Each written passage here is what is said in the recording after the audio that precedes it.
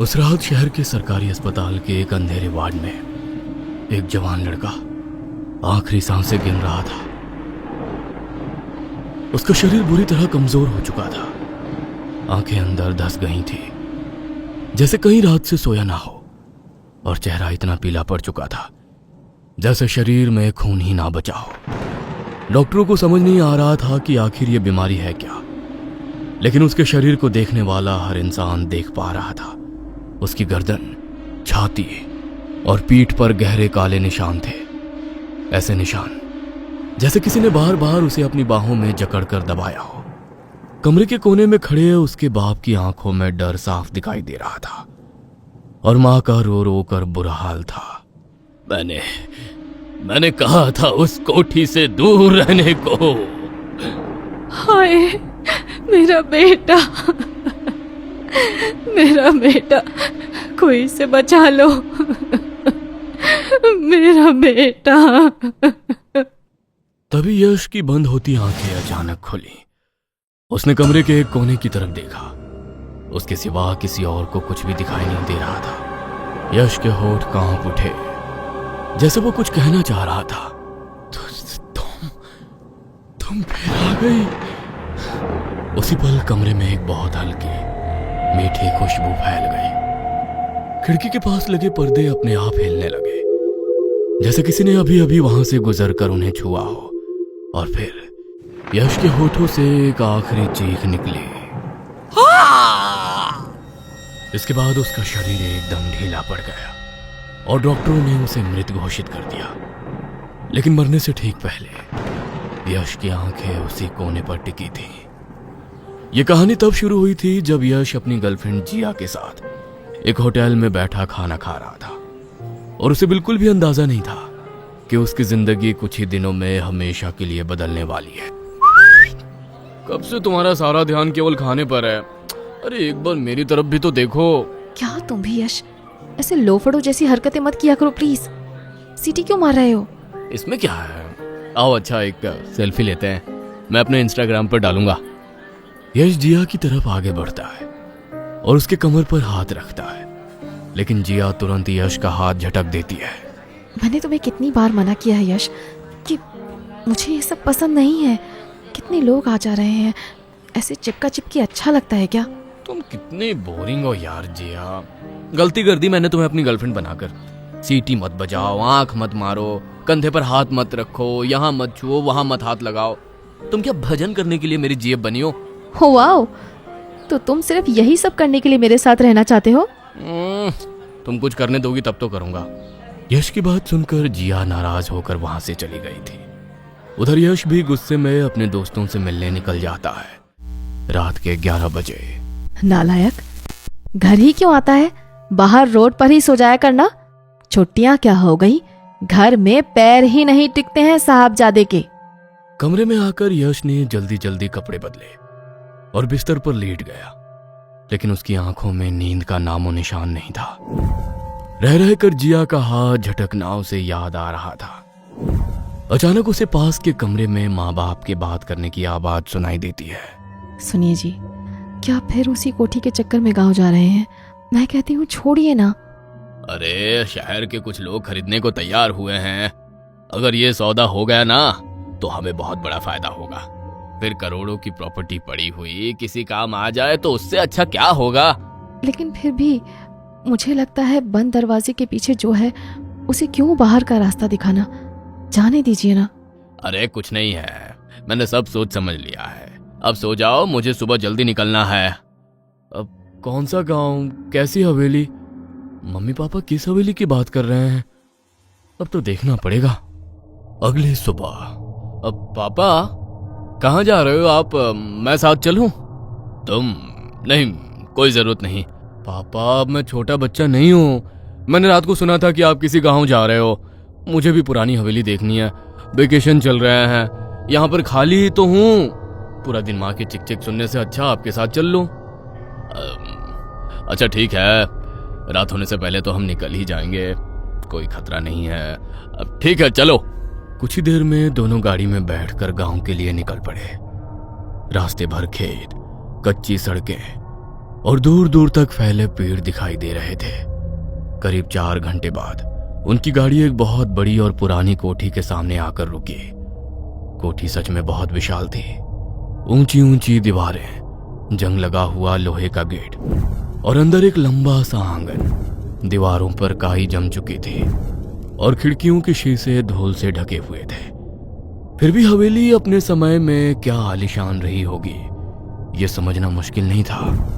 ये हमारी कोठी है पापा? My God! हाँ, बहुत पुरानी है। अब कोई सवाल जवाब नहीं। और हाँ, किसी सामान को छूना नहीं है। चुपचाप मुझे मेरा काम करने दो। जैसे ही यश अंदर कदम रखता है, उसे अचानक एक मीठी सी खुशबू महसूस होती है।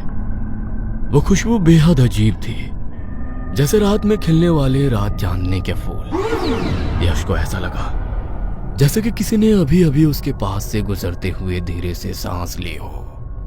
अजीब है, ये खुशबू कहां से आ रही है?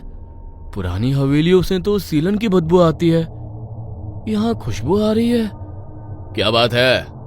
क्या ताका झांकी कर रहे हो? अब नहीं, कुछ तो नहीं पापा। 1 सप्ताह में ये कोठी बिक जाएगी। पार्टी 1 सप्ताह बाद आएगी, तब तक इसे बिल्कुल नई दुल्हन की तरह चमका दो। 2 दिन में हो जाएगा मालिक, उसके बाद चाहे जब बुला लीजिए पार्टी को। उदयवीर मजदूरों को सफाई के लिए इंस्ट्रक्शन दे रहे थे और इधर यश उत्सुकता से कोठी में इधर उधर घूम रहा था। अचानक उसे ऐसा लगा जैसे ऊपर वाली मंजिल की खिड़की में कोई खड़ा है। उसे एक औरत की धुंधली सी परछाई दिखाई दी। यश ने आंखें मलकर फिर से देखा, लेकिन अगले ही पल वहां उसे कुछ दिखाई नहीं दिया। ये क्या था? कोई वहम था क्या? हाँ, वहम ही होगा। ताला तो अभी हमने ही खोला, अंदर कोई कैसे हो सकता है? उसी शाम उदय और यश वापस आ गए। अरे वाह, तेरा सही है भाई। गांव में कोठी, काश कि हमें भी मिल जाए ऐसी हवेली। क्या फायदा कोठी का? ये खुद तो फट्टू है ना। गर्लफ्रेंड का हाथ पकड़ने की तो परमिशन नहीं है इसे। बकवास बंद करो तुम लोग। हाँ, मजाक छोड़ो। चलो एक काम करते हैं, आज रात उसी कोठी में चलते हैं। अरे मजा आएगा यार, एडवेंचर हो जाएगा। पागल हो गए हो क्या? मुझे नहीं जाना वहां। पापा जान गए तो मार डालेंगे। क्यों, डर गया? अरे भाई मर्द बन, कब तक पापा से पूछकर सारे काम करेगा? वैसे भी तूने बोला कि अंकल उसे सेल करने वाले हैं, तो क्यों ना एक आखिरी बार हम लुत्फ उठा लें। ठीक है, वैसे भी मेरा छुट्टियों में कहीं जाने का मन था, तो यही सही। हम सब 2 दिन बाद निकलेंगे। कुछ देर बाद जिया का फोन यश के पास आता है। अब क्या मुंह फुलाकर घूमते रहोगे? क्यों नो ना कि मैं ऐसे अनकंफर्टेबल हो जाती हूँ। अच्छा बाबा सॉरी, अब मान भी जाओ। मान जाऊंगा, लेकिन तुम्हें मेरे साथ वेकेशन पर चलना होगा। इस बार नो कहा तो फिर सोच लो। ओके चलते हैं। खुश? अगले दिन यश अपने दोस्तों के साथ कोठी जाने के लिए निकलता है। अरे ये जिया का नाटक फिर शुरू हो गया यार। मैसेज आया है कि उसके पापा आ गए हैं, वो हमारे साथ नहीं चल सकती। कह रही है हम निकल जाएं, वो डायरेक्ट पहुंच जाएगी। अरे भाई नहीं आएगी वो, तू अब मूड मत खराब कर। तीनों दोस्त कोठी में पहुंच गए थे। जैसे उसने अंदर कदम रखा, वही मीठी खुशबू फिर से हवा में फैल गई। लेकिन इस बार खुशबू पहले से ज्यादा ही गहरी थी, जैसे कोई उसके बहुत करीब खड़ा हो। अचानक से ऊपर के मंजिल से पायल की बहुत हल्की सी आवाज सुनाई पड़ी। आवाज सुनकर यश का दिल जोर जोर से धड़कने लगा। कौन है वहां? जवाब में सिर्फ हवा चली और खिड़कियों के दरवाजे आवाज के साथ खुल गए। भाई ठंड कुछ ज्यादा ही नहीं है यहाँ? मैं खिड़कियां बंद करता हूँ, अपने आप कैसे खुल गए ये दरवाजे? शाम ढलने लगी थी और आसमान में गहरा अंधेरा फैलने लगा था। यश, मनोज और किशोर आंगन में महफिल जमाकर बैठे थे। सामने एक छोटी सी मेज पर शराब की बोतलें और स्नैक्स से भरी प्लेटें रखी थी। आज तो मजा आ गया यार, इतनी बड़ी कोठी और पूरी की पूरी हमारी। कितनी बढ़िया जगह है ये, बेचने की बजाय इसे होटल क्यों नहीं बना लेते? आखिरी रात है भाई, जी भर के जी लो और जितना चाहे पी लो। फिर ये ना हवेली रहेगी ना ये आजादी। तीनों जोर जोर से हंसने लगे। शराब का नशा अब चढ़ने लगा था। तभी अचानक यश की नजर ऊपर हवेली के लंबे गलियाने की तरफ गई। वहां अंधेरे में एक लड़की का साया दिखाई दे रहा था। उसके लंबे बाल और आंचल हवा में लहरा रहे थे और ये नजारा देखकर यश का दिल जोर से धड़कने लगा। अरे वो देखो, वहां कोई खड़ा है। कोई लड़की है। कहाँ? वहीं ऊपर लॉबी के पास। तीनों ने उधर देखा। वाकई एक लड़की वहां दिखाई पड़ रही थी जिसका लंबा आंचल हवा से लहरा रहा था। वो लड़की धीरे धीरे मुड़ी और फिर सीढ़ियों की तरफ होते हुए नीचे आने लगी। कौन है ये? हवेली तेरी है भाई, तुझे पता होगा ना। यश, किशोर और मनोज उसके पीछे दौड़ पड़े। उनके दिल में डर भी था और उत्सुकता भी। सीढ़ियों के पास पहुंचकर यश ने हाथ बढ़ाकर उस लड़की के कंधे पर हाथ रख लिया। अचानक लड़की यश की ओर घूम गई और उसका चेहरा देखकर सबकी शक्ल सफेद पड़ गई। उसके सामने जिया खूबसूरत साड़ी पहने खड़ी थी। जिया, तुम यहाँ ऐसे? तुम्हें अच्छा नहीं लगा? मैं अच्छी नहीं लग रही? कैसा लगा सरप्राइज? आज जिया की आवाज कुछ अजीब सी थी, पहले से कहीं ज्यादा धीमी और किसी तरह से रहस्यमयी। उसके गुलाबी होठों पर मध्यम मुस्कान थी और वो धीरे धीरे यश के बिल्कुल करीब आ रही थी। तुम्हें सरप्राइज देना था ना? क्या हुआ? ऐसे क्यों देख रहे हो? मैं इस रूप में पसंद नहीं आई तुम्हें? तुम आज बहुत अलग लग रही हो। यह सुनकर जिया हल्का सा हंस दी और अपने होठ यश के होठों के एकदम करीब लाकर कहा, शायद इसलिए क्योंकि आज मैं तुम्हें नाराज नहीं करना चाहती। आज की रात तुम्हारे नाम। इस बात से यश के चेहरे पर एक बड़ी सी मुस्कान फैल गई। ले भाई, आ गई तेरी जिया, हो गई सारी शिकायतें दूर। रियली, इसने तो मेरा दम ही निकाल दिया था। उस रात कोठी में देर तक हंसी, शराब और बातचीत चलती रही। बोतल खत्म होने के बाद यश और जिया एक कमरे में चले गए। अगली सुबह क्यों ना हम दोनों अभी यहीं रुक जाएं? किशोर और मनोज को जाने दो ना। अब जैसी तुम्हारी मर्जी। यश के कहने पर उसके दोस्त हवेली से निकल गए थे और इधर यश जिया के साथ रुक गया था। यश बाथरूम में जाकर अपना चेहरा धो रहा था, तभी उसके फोन पर जिया का कॉल आता है। उफ, अब क्या 1 मिनट भी मेरे बिना नहीं रहा जा रहा। बोलो darling. I am so sorry Yash, पापा यहीं रुक गए थे, मैं चाहकर भी नहीं निकल पाई। मनोज ने बताया तुम अभी भी वहीं हो। और फिर उसका कॉल कट गया। यश बाथरूम से बाहर आता है। आईने के सामने अपने बाल संवारती जिया उसे नजर आती है। यश जिया के नजदीक जाता है और जैसे ही उसकी नजर आईने पर पड़ती है, उसकी सांसें मानो अटक सी जाती है। आईने में जो अक्स दिखाई दे रहा था वो जिया नहीं बल्कि कोई डरावनी शक्ल वाली स्त्री का था।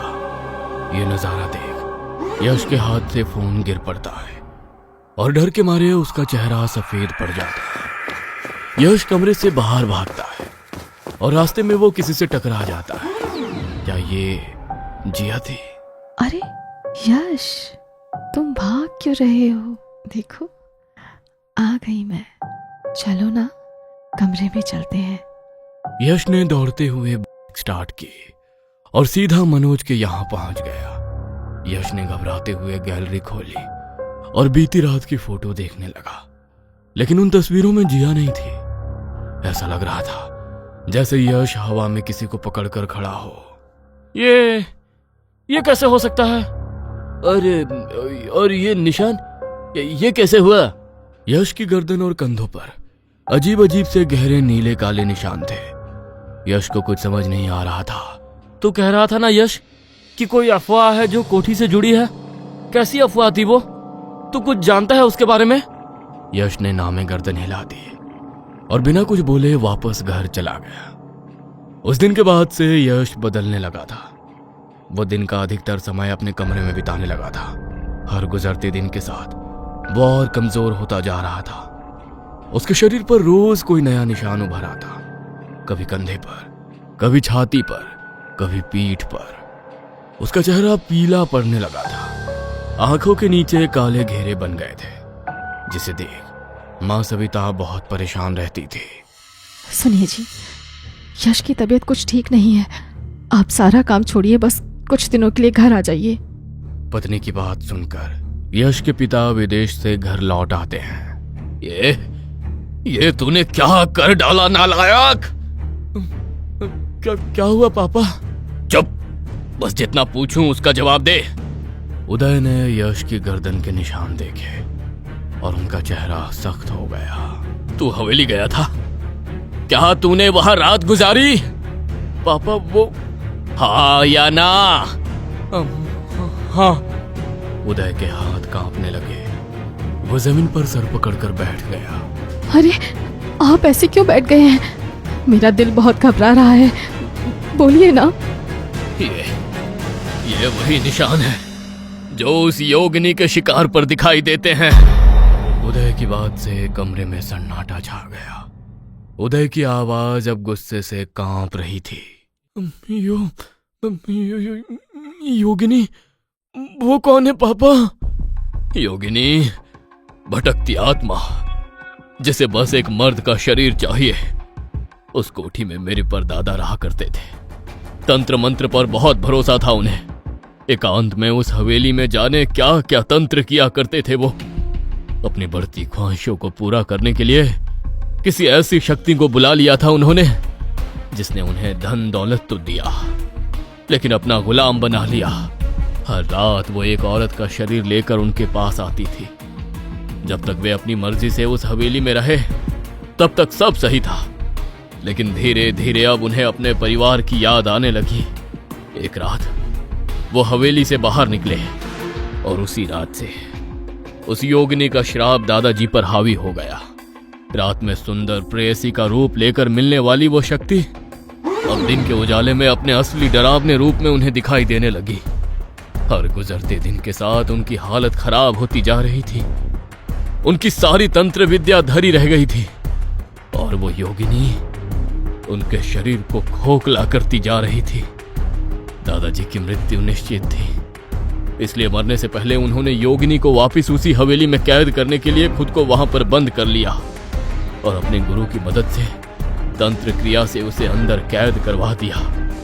तूने उसके साथ संबंध बनाए, उसके कारण ही वो योगिनी फिर से आजाद हो गई है। अब वो तेरे साथ रहेगी अंतिम समय तक। ये आप कैसी बातें कर रहे हैं? अरे कुछ करिए, कैसे भी मेरे बेटे को बचाइए ना, कुछ करिए आप। अब बहुत देर हो गई है। जिस दिन से वो योगिनी किसी मर्द को अपना शिकार बनाती है, उस दिन से उसकी मौत तय होती है।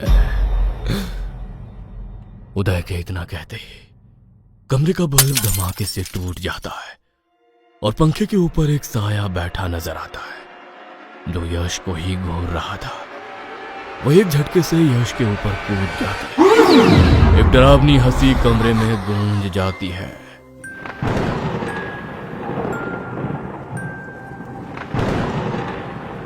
यश के दिल दहला देने वाली चीखें सुनाई देने लगती हैं और कुछ देर बाद उसका बेजान शरीर बिस्तर पर पड़ा नजर आता है।